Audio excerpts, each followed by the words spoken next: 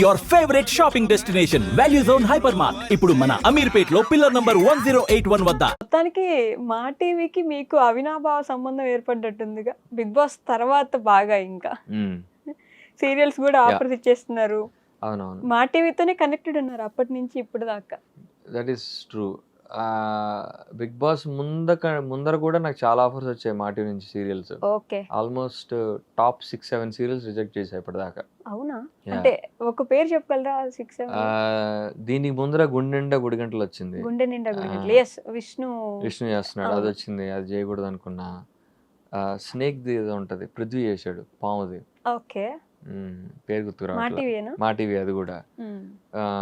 వాసంతి తోటి వచ్చింది, అవును వాళ్ళిద్దరు ఇష్టపడ్డారు, అది కూడా ఫస్ట్ ఆఫర్ చేశారు, అది చేయలే. ఓకే, అంత ముందు కళ్యాణ వైభోగం, శశిరేఖ పరిణయం, అయ్యో అది కూడా వచ్చింది. లీడ్ క్యారెక్టర్ సేమ్ మా ఇప్పుడు నేను చేసే ప్రొడక్షన్ హౌస్ కి ప్రజా ప్రభాకర్ గారిని ఆ సీరియల్ కి ఆ టైంలో EP or something, EP or writing.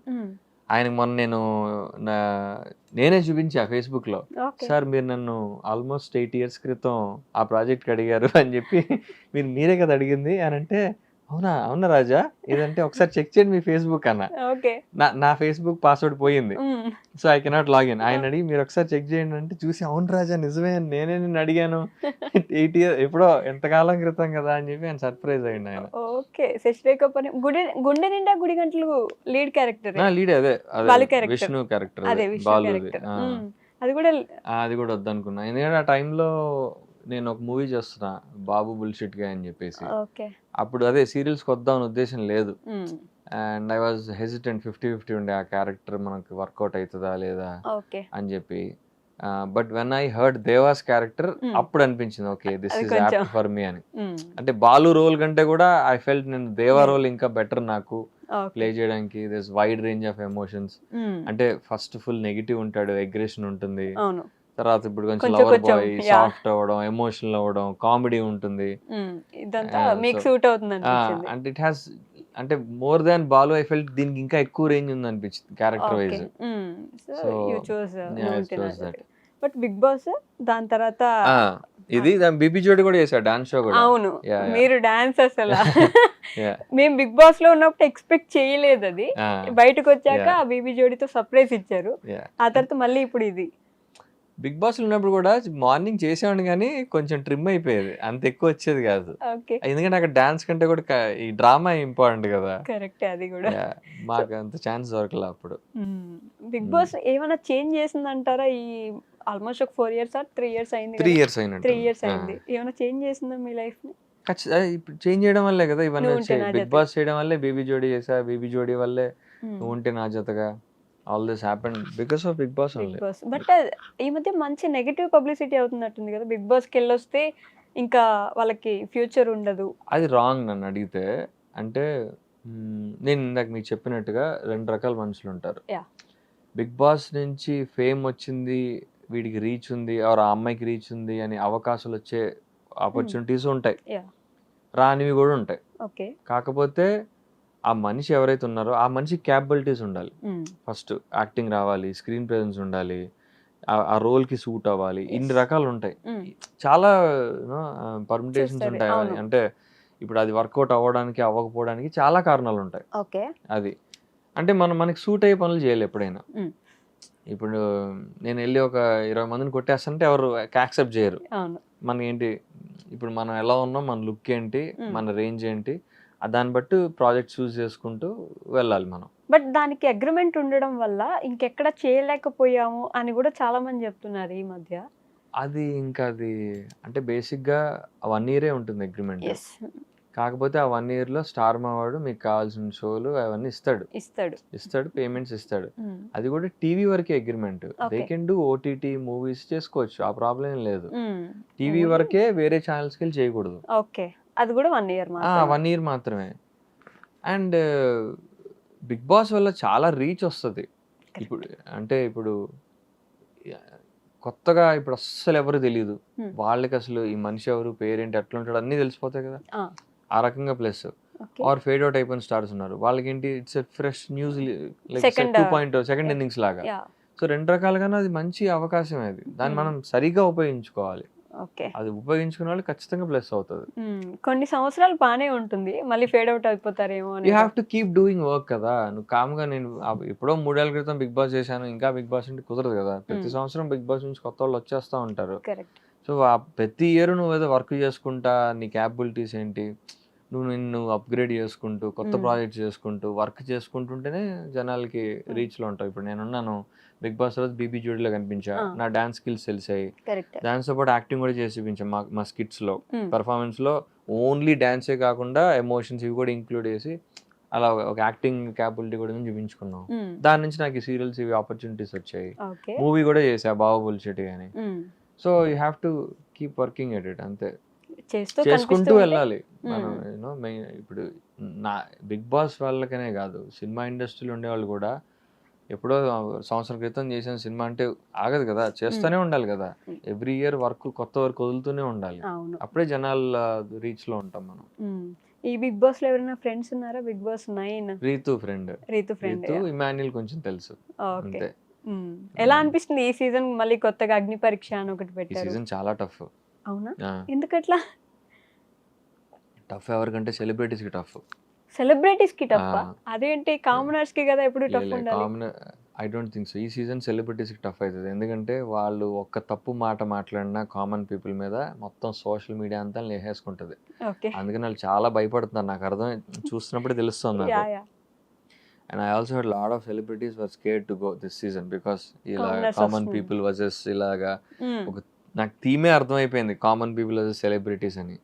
So ఎవరికైనా రిస్క్ ఉందంటే సీజన్ సెలబ్రిటీస్కే పాపం. సో ఏమైనా మాట్లాడితే అంతేలే కామన్ మ్యాన్ కాబట్టి మాట్లాడేస్తారు. అదే అది ఉంటుంది. But I think that should be handled properly because they should understand that once you're in Bigg Boss నువ్వు కామన్ పీపుల్ సెలబ్రిటీ అని సంబంధం లేదు, ఎవరైనా ఒకటే అని వాళ్ళు అనుకోవాలి, ఆడియన్స్ కూడా అనుకోవాలి. ఏంటి వీడేంటి ఇట్లా అన్నాడు, వీడు సెలబ్రిటీ నుంచి నేను ఎక్స్పెక్ట్ చేయాలా, వీడి మేనర్స్ లేదా రెస్పెక్ట్ లేదా అని వాళ్ళు అనుకోకూడదు. They are all equals there. నాకు సార్ ఐమ్ షూర్ వాళ్ళు నాకు సార్ అట్లనే ట్రీట్ చేస్తారు అనుకుంటున్నాను నేను. టీం కూడా కానీ కామన్ పీపుల్ ని కూడా అగ్ని పరీక్ష పెట్టి వాళ్ళని కావాలని కొంచెం ఫేమస్ చేశారు కదా. జనాలు పరిచయం చేశారు ముందే ఒకేసారి వదిలేకుండా హౌస్ లోకి. That's a very good strategy, చాలా మంచి స్ట్రాటజీ అది. దానివల్ల జనాల్లో ఎంత క్రేజ్ ఉంది బిగ్ బాస్ అన్న విషయం తెలిసింది. అవును కదా. అగ్ని పరీక్ష కూడా చూసారు ఎంత ఇంట్రెస్ట్ గా చూసారు. అసలు ఏమున్నాయి టాస్క్లు, వీళ్ళు ఎలా ఆడతారు, వీళ్ళు ఎవరు మనుషులు అని చెప్పి. ఇంకా దానికంటే వీళ్ళని ఎవరేమంటారు, ఇప్పుడు వీళ్ళని తిడితే మనం వాళ్ళని సపోర్ట్ చేసి లేపుతాం ఈ రేంజ్ లో కూడా జడ్జిలు కూడా వేసుకున్నారు కదా, బాగా వేసుకున్నారు. మీరు అలా ఎలా అంటారు, పెద్ద దిగొచ్చారా మీరు ఏమైనా అది ఇది అని చెప్పేసి. బిగ్ బాస్ కి వెళ్తే ఫేమ్ ఎలా వస్తుందో కానీ నెగటివిటీ మాత్రం చిన్న చేస్తే వచ్చేస్తుంది. అదొక భయమేగా ఇప్పుడు. అది ఎప్పుడు అంతది. అది బిగ్ బాస్కి వెళ్తే ఖచ్చితంగా ట్రోల్ అవుతారు ఎవరైనా. ఏ పాయింట్ ఆఫ్ టైంలోనే ట్రోల్ అవ్వకుండా బయటకు వచ్చేది అయితే ఉండదు. మీరు బ్రతికిపోయినట్టున్నారు. నేను కూడా కొంచెం ట్రోల్ అయ్యారా? బాగానే ఏ విషయంలో అయ్యారనుకుంటున్నారు? లవ్ యాంగిల్ లోనో వాటిల్లోనో అయ్యి ఉంటాయి. ఐడియా ఉంది నాకు. అది పాపం ఇంకా గుర్తుందా మీకు? నావే కదా గుర్తుంటాయి అన్ని. మొన్న నాకు పంపిస్తా ఉంటారు ఇంకా నేను మర్చిపోదాం అనుకుంటా అవన్నీ. ఇవాళ కూడా ఒకటి రెండేమో రీల్స్ వదిలేరు నాయి. అయ్యో అవును, బిగ్ బాస్ స్టార్ట్ అవగానే మళ్ళీ పాతవన్నీ బయట తీసి వదులుతా ఉంటారు. ఈ మధ్య అది కూడా ఒక వీడియో వేస్తున్నారు. ఫస్ట్ సీజన్ నుంచి ఏ లవ్ యాంగిల్ నడిచింది వాళ్ళందరూ వీడియోస్ వేసారా? అట్లా మీది కూడా ఉందా? నేను చూడాలి ఆ వీడియో. అయితే చూడాలి, వస్తుంది మీ దాకా వస్తుంది నిదానంగా. బట్ ప్రతి సీజన్ లో ఒక లవ్ యాంగిల్ కోసం ట్రై చేస్తారు. ఈసారి ఎవరిది వర్కౌట్ అవుద్ది అనుకుంటున్నారు అట్లా మీరు? ఏమో ఇంకా జస్ట్ ఎర్లీ డేస్ గా నాకు తెలిసి రీతుకే అదే చూసా ప్రోమో పొద్దున్న. ఒకటి మంచిగా ఇట్లా కళ్ళల్లో కళ్ళు పెట్టి చూసేది పెట్టి సాంగ్ వాళ్ళు అలా సెట్ చేస్తారు. మీకు అర్థం కాని విషయం ఏంటంటే అలా వాళ్ళు బిల్డ్ చేస్తారు. ఓకే, ఆ టాస్క్ అలా క్రియేట్ చేసి ఎవరో ఇప్పుడు యూనో అలా వచ్చేలాగా చేస్తారు వాళ్ళు. వాళ్ళే ప్లాన్ చేసుకుంటారు. ఇప్పుడు నేను కూడా సెట్ సీజన్ లోకి వెళ్ళే ముందు ఫస్ట్ డేనే నాకు ఒక చాక్లెట్ ఇచ్చి వెళ్ళి షేర్ చేసుకో అన్నారు. ఇప్పుడు వీడు వెళ్ళి ఎవరితో షేర్ చేసుకుంటారు, అక్కడి నుంచి లింకప్ స్టార్ట్ చేద్దాం అన్న ఒక ఐడియా ఉంటది వాళ్ళకి. ఇప్పుడు నాకు అక్కడ హౌస్ లో అందరిలోకి తెలిసిన సత్య ఒకతే నేను లోపలికి వెళ్ళినప్పుడు. సో తనతోనే షేర్ చేసుకో, వాళ్ళకి ఉంటది idea. They already knew we're friends అని. సత్యతో షేర్ చేసుకున్నా.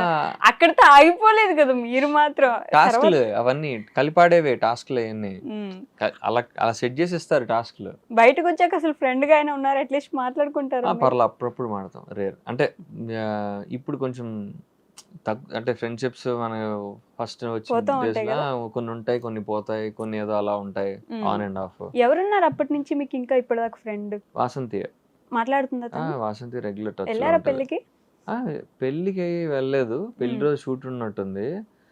బట్ అదే రిసెప్షన్ కి వాటికి వెళ్ళా, తాంబూలాలు వాటికి వెళ్ళాను. ఓకే, మ్మ్. తను పెళ్ళి క్లోజ్ ఉంటుంది. యా, తనైతే టచ్ లో ఉంటది ఎప్పుడు. సత్య అయితే అసలు టచ్ లో లేదు. సత్య ఆన్ అండ్ ఆఫ్ లే, అంటే మాకు మ్యూచువల్ ఫ్రెండ్స్ ఉన్నారు బాగా. మా అక్క అంజలి అక్క వాళ్ళ ఇంటికి వస్తుంటుంది, ఓకే. సో అక్కడ కొంచెం అప్పుడప్పుడు కలుస్తుంటాం. అయితే బిగ్ బాస్ మొత్తం సెటప్ ఏం జరుగుతున్నా దాన్ని ముందే వాళ్ళు ప్లాన్ చేసి అలా ప్లాన్ వేపిస్తారు. అంటే బేసిక్ గా ఎలా ఉంటదంటే ఒక గేమ్ లాగా సెట్ చేస్తారు. ఆ గేమ్ లోకి ఏ 2 పాయింట్స్ వస్తాయనేది చూస్తారు. మ్మ్. అర్థమైందా? ఈ ఇలా ఇలా ప్లేస్మెంట్ చేసుకుంటారు. ఓకే. వాళ్ళకి ఒక 2-3 ఆప్షన్లు ఉంటాయి. మ్మ్. అవి ఎవరు కనెక్ట్ అయితే ఇంక వాళ్ళు వచ్చి అక్కడ కూర్చుంటారు బేసిక్ గా. అర్థమైందా? అర్థమైంది, ఎందుకు ఆ, అర్థం కాలేదు అంటే అట్లా. మొత్తం అన్ని పాయింట్స్ ఉంటాయి, ఎవరైతే ఆ పాన్లు ఇరుక్కుంటారో వాళ్ళిద్దరు అదే సెట్. అట్లా సెట్ చేస్తారు వాళ్ళు. అండ్ ఎడిటింగ్ కూడా అట్లా చేసుకుంటారు. అక్కడ ఏమున్నా లేకపోయినా కూడా ఎడిటింగ్ లో మ్యాజిక్ చేస్తారు అక్కడ. ప్రోమోస్ లో అయితే మ్మ్. అసలు మామూలు సాంగ్స్ వేయరు, అదే, అదే. ఇంకా మనం ఏముందా అని ఎదురు చూసి అవును. చూడాలన్నమాట. మనం నార్మల్ ఎక్స్ప్రెషన్ ఇచ్చినా కానీ నువ్వు బ్యాక్గ్రౌండ్ స్కోర్ వేస్తే అక్కడ వేరే స్లో మోషన్ వేసి బ్యాక్గ్రౌండ్ వేసావు అనుకో, వేరేది అయిపోతుంది అక్కడ. అదే. అది కూడా భయమే కదా పాపం, అసలు వెళ్ళిన వాళ్ళకి ఆ, బయట ఎవరైనా నిజంగా ఉంటే కదా. ఫ్యామిలీ ఉన్నారంటే మ్మ్. వాళ్ళకి పెద్ద Risk ఏ. ప్రాబ్లమే అవుతుంది అది. అలా వాళ్ళు ఎంటర్టైన్ చేయరు ఎక్కువ శాతం. మ్మ్. ఎవరైతే సింగిల్స్ ఉన్నారో వాళ్ళు ఫస్ట్ అవన్నీ కనుక్కుంటారు. సింగిలా, మ్యారీడా, ఆ, లవర్ ఉన్నారా అవన్నీ అన్ని. కనుక్కుని దాన్ని బట్టి ప్లాన్ చేసుకుంటారు వాళ్ళు. ఓ మ్మ్. నైస్. ఈసారి కూడా వెయిట్ చేస్తున్నారు పాపం, ఎవరిని కలపాలా, ఎవరిని ఆ. కలిపితే కంటెంట్ వస్తుందా అని చెప్పేసి.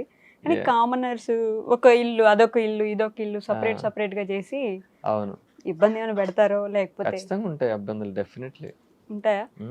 సెలబ్రిటీస్ కి ఎక్కువ ఇబ్బంది ఉంటుంది. సెలబ్రిటీస్ కి ఎక్కువ రిస్క్ Okay. ఈసారి. సో ఎన్ఎన్జీ గురించి, అదే నువ్వు ఉంటే మ్మ్. నా జతగా గురించి మాట్లాడితే మ్మ్.